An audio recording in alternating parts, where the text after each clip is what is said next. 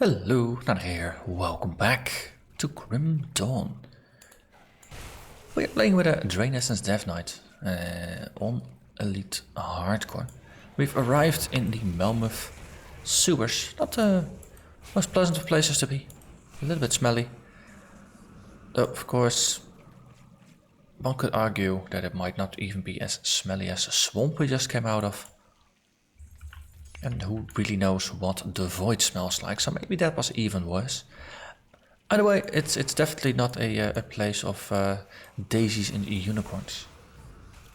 So we're gonna try and just murder all the things on the way. And get to the relative safety of the next mini-town. Making a pretty darn good progress here. Oh, hello there, bloatworms. Goodbye, bloatworms.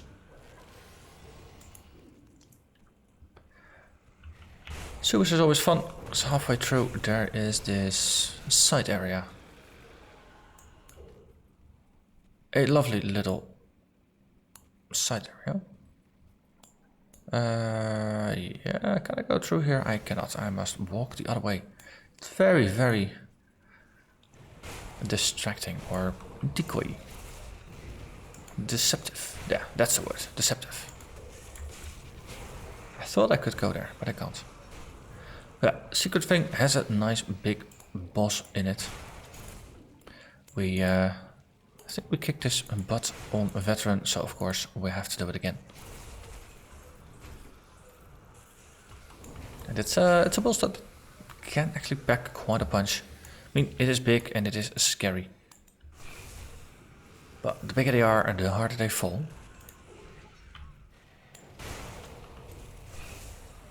These worms, however, they are rather large. But they're not really all that scary. That they can be. They could be much more scary. If they're anything like the Devourers in Path of Exile, then they would be scarier. But here, just not seeing exactly what they are achieving.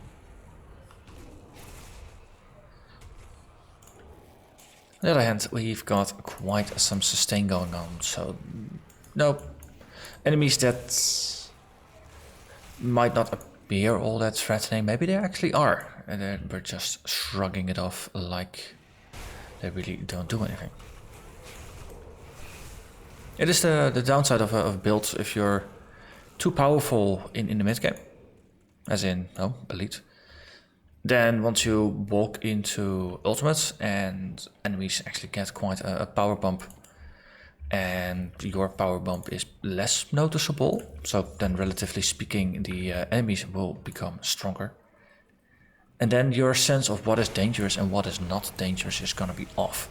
There's a 6 level higher than me boss in here.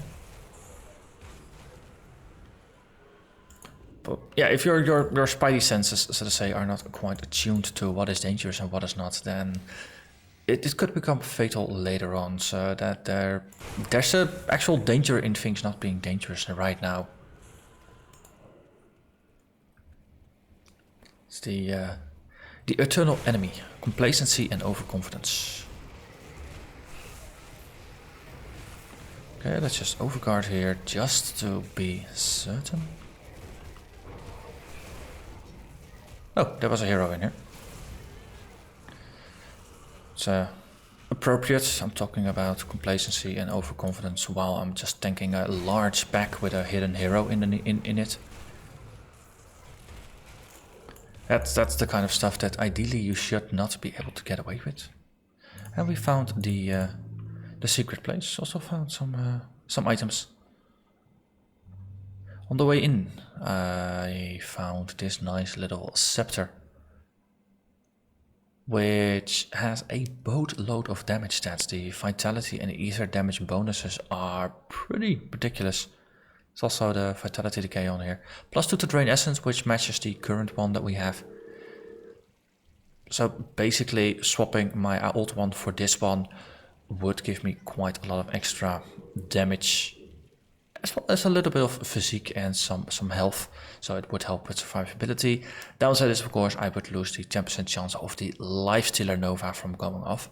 But if we consider it, 10% chance on attack, we attack often enough that we can probably trigger that reliably. So every 3 seconds we do 2500 points of damage. So that's 800 points of vitality damage per second, which we do leech, and it is a 6-meter radius, so supposedly everything we hit we leech from. So can we compensate by cranking up the damage enough to make it worthwhile? And that's a trade-off I'm not entirely sure of is one that we can make. So we'll destroy the barricade for 3 dynamite. But yeah, as I was saying, I'm tempted to at least have a look at it. I mean, large groups like these, 6-meter Lifestealer Nova is nice, since it just does a lot of damage and it gives me a lot of sustain without having to consciously trigger it via Drain Essence. So it's a passive sustain mechanic as well as some decent area damage.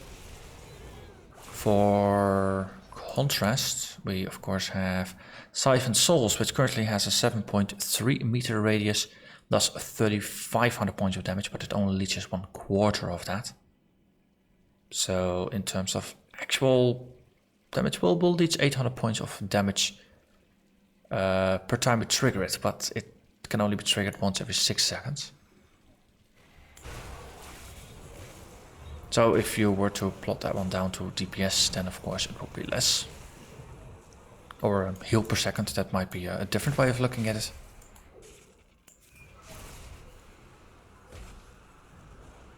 Okay, more crystals, and we are approaching Big Scary. Hello there, Big Scary. You are off the mountain.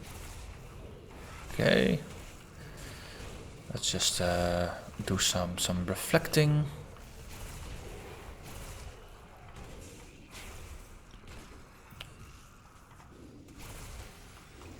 Warcry, just to make him do a little less damage. Just stacking all the things. I think for the time being, we might have this one in the bag, but of course, you never quite know until the end when they do some sort of berserker, desperate rage. But it was to no avail. Ding dong, the boss is dead.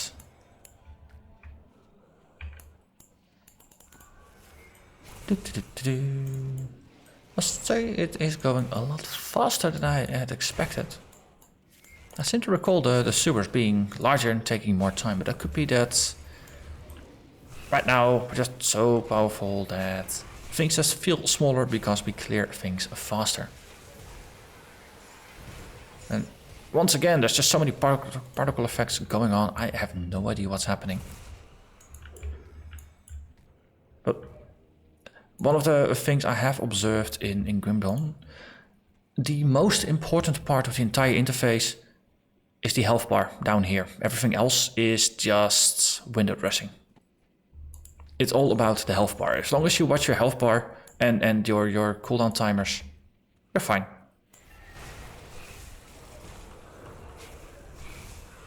I suppose to a certain degree that is how MMOs play out as well. Or maybe that's just a particular quirk of myself, that I mostly pay attention to the numbers rather than to the visuals. I want that crystal. I have that crystal. I'm very happy now. Okay, well, let's go onwards to town then.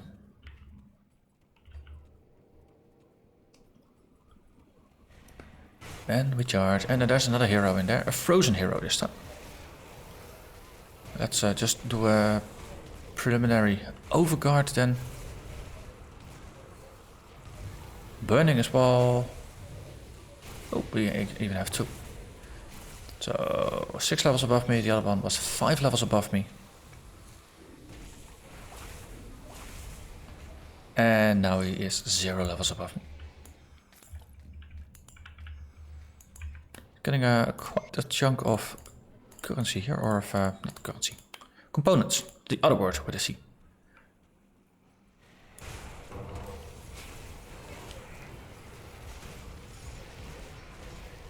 But I must say, in parallel to this series on the Path of Exile side, I'm playing a Trapper, which is a highly mobile character that doesn't want to get hit. You plop down some traps and then you take a step back or you run away. And here, you just stand, you stick a straw on the enemy's life bar and you just suck it up and just tank everything.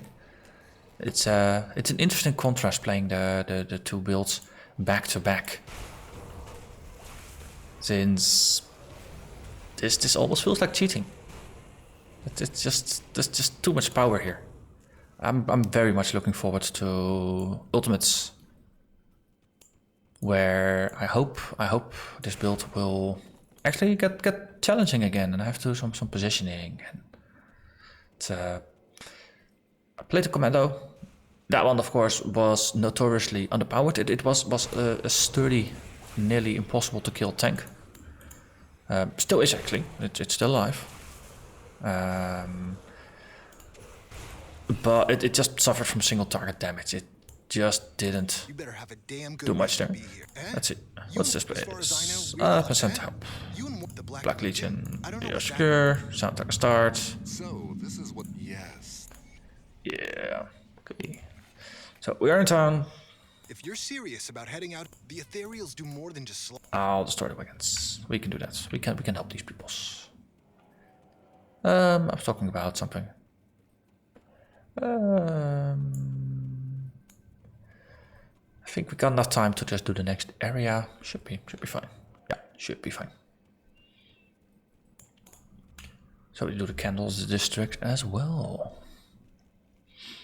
But ultimate difficulty. I'm just looking forward to it, where it's just going to be more challenging. I hope.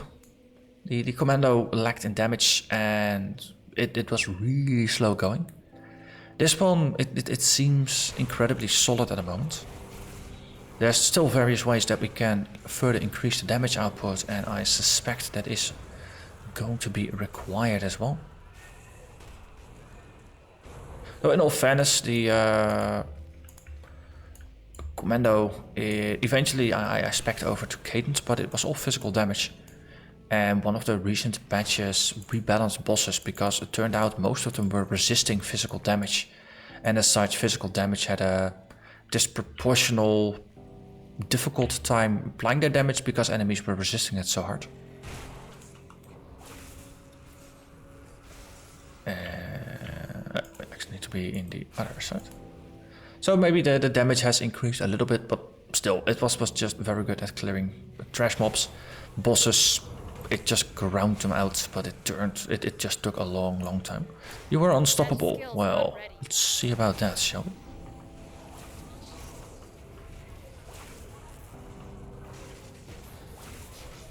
Just get rid of everybody. It does glow nice in the red. Yeah, unstoppable? No way.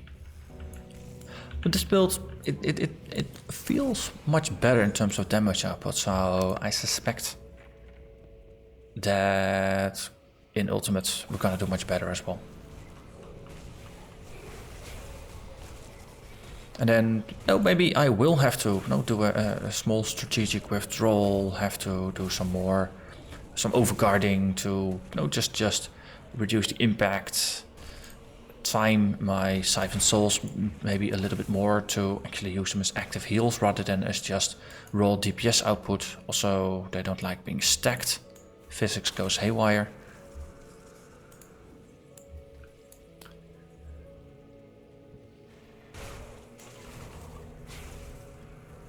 Let's see. Actually, just take out the quests that are not relevant right now. Every time you start the game, you have to reset the quests that you're shown. But it is nice that you can just click the dots to make things disappear. Also, I think I wanted that one to go. Yeah, so then it's just easy to see. Lower the drawbridge, destroy the wagons. Also, people says. See if we have an opportunity to save the folks here.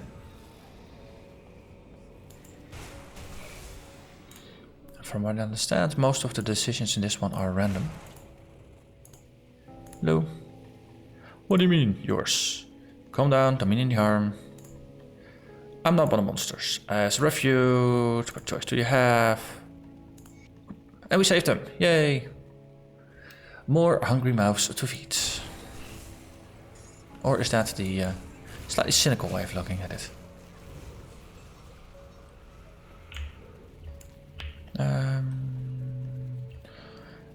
Still gotta find the wagon. Also, what's up there?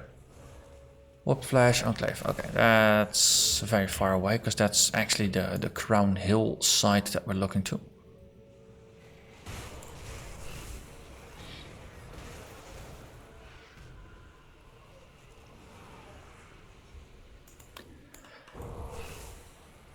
But yeah, overconfidence and builds that are powerful early on. It's definitely something that goes hand in hand to kill characters. Because it's not very often that a character that is just too weak that dies. Because if you're playing a weak character, then you're really on guard. Because then you know, like, no, one thing is gonna kill me. So then now you hold back, you pay attention to your environment, you time your moves, you keep all of your defensive moves at the ready. You don't go into things that you don't think you can handle. But if you're just whistling through and not having a care in the world, then your instincts will dull. You won't be as sharp, you won't be as focused. And that is a way to ripping your character. Yay, we finally found a star on the map.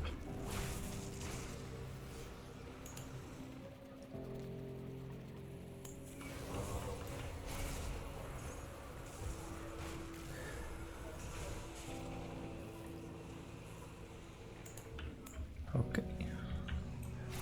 That is one, that was the northern wagon. Then we have the eastern and the southern. Let's see if we can tail from the bottom to the south.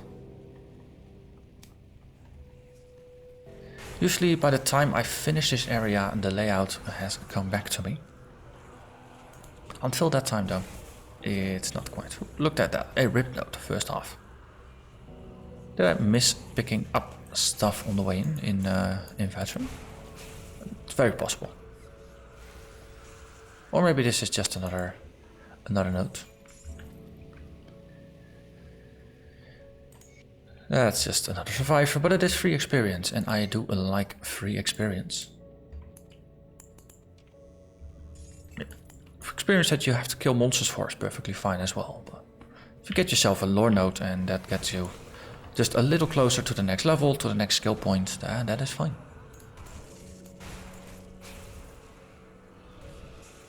And there's that. And look at that. Another very smelly looking wagon.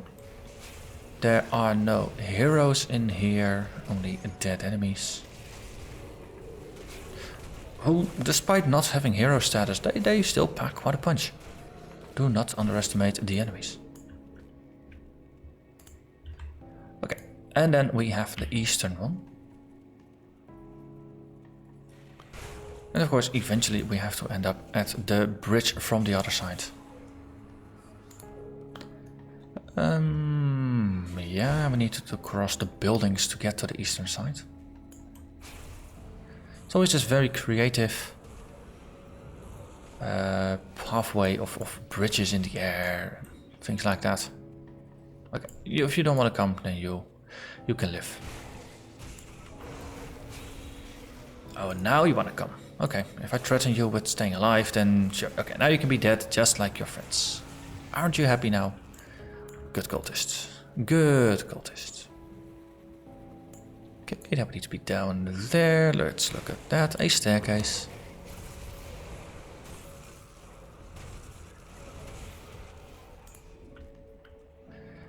And the last of the wagons. So people are already happy about that. Then next up, yeah, let's go back. More cultists. Ascendant Calls. I do like that there's a lot of spellcasters in here. They tend to have decent loot. But one problem is enemies are a couple levels above me. So the loot they drop is also for a couple of levels above me. So a lot of nice items are for like level 82, level 84. So even if I find them, I can't actually use them just yet.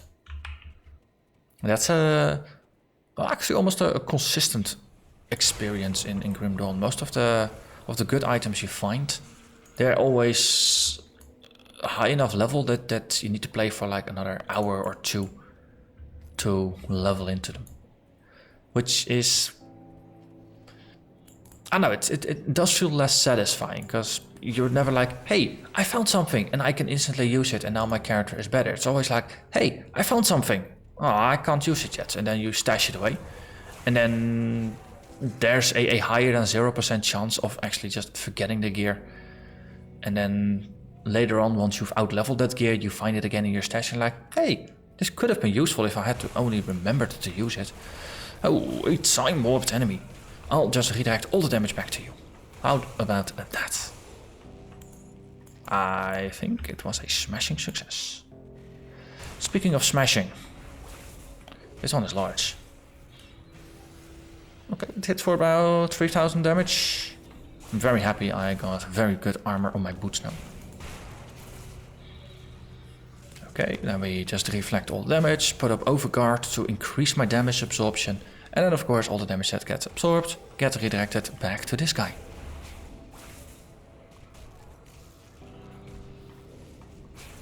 And he is no more. Some enemy of my energy. Energy is the enemy, yes, that.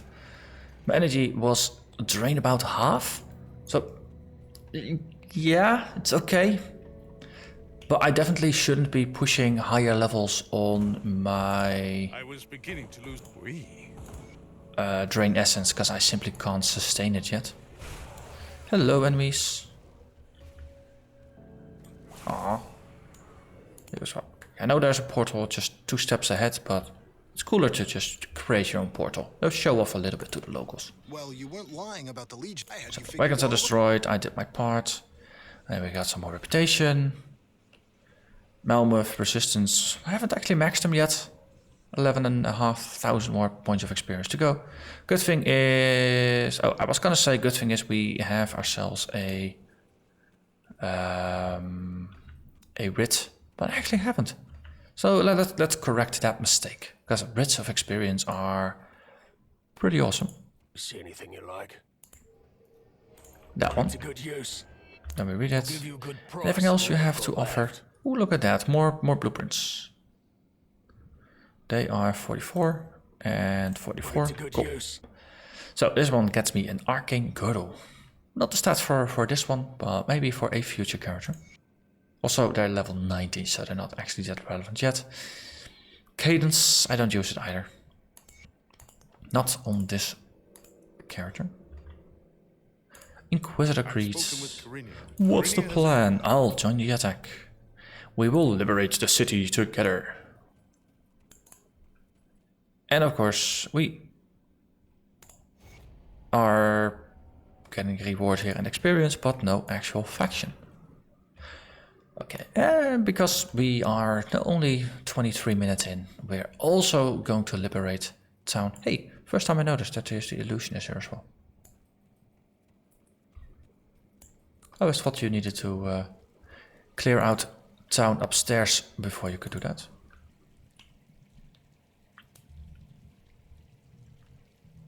Okay. Take back the town. And there's gonna be some heroes here, and they're gonna hurt. So lots of little things together hurts as well.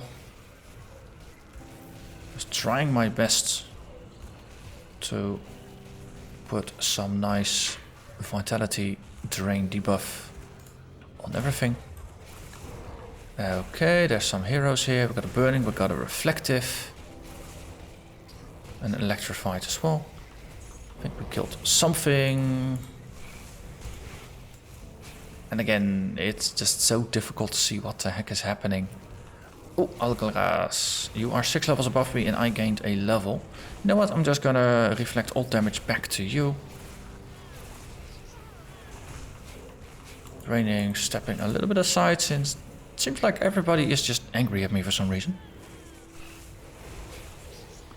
Great, essence. Okay, so this is a little bit of the positioning I was talking about.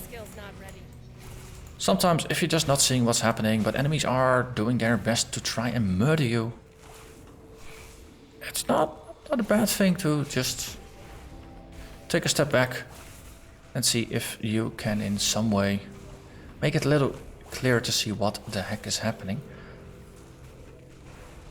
So this one is sturdy as heck. Okay, just taking a small step towards it so my Siphon Souls can trigger. And then I'm reflecting and overguarding. It's maybe a little bit overkill. I do like the skill that he has now with going out and in. It's a bit like a spectral blade throw in PoE. In the end, we get a lot of blue items out of this, as well as a bunch of components. So I think that all makes it worthwhile. And everybody teleported in, which is also convenient. I know the blacksmiths and people like that, they will not be here until a bit later. And the nice thing is, I just bought the writ, so instead of 1,000 we now get 1,500 reputation here. And a bunch of scrap. And now we will breach the gates. There you are. What's up? I'll speak to the captain. So, let's see. We leveled, might as well spend the points. So, getting closer to the threshold of level times 11 must roughly equal my physique. So I'll spend this point on physique. It's probably good at this point to just alternate the physique and spirit so they'll roughly stay at the same point. Seems helpful. Let's see, I think last time I made an argument for maybe keeping this one at 11. Because you only gain 0.2 meters rather than 0.3 meters in radius. Damage goes up, sure. But there's probably other places to spend the skill points first. There's a point for Blood Boil. It does make enemies weaker. But I think for now, putting some extra points into Warcry is going to be a good cause. It already has a 10 meter radius. That goes up to 12 now with 2 points invested. But the most important thing is the damage reduction goes up in value. And eventually level 12, it's going to be a 25% point damage reduction. Actually, I think the last one gives 3 points rather than 2 points. So it's a little bit more effective. Yeah, that actually does make sense with what I'm saying. Good. So that's a new goal to aim for. Just shout and then we can harvest in their souls once they get close. It's a nice 1-2 combo for this skill thing. But we now have a new town. Corinne has given me the go. Oh, The steel cap. a new quest. And once I go back to the main menu and I'm back in, then we should get some vendors here. But that's going to be for next time. For now, I want to thank you very much for watching. And I hope to see you again next time. Bye bye.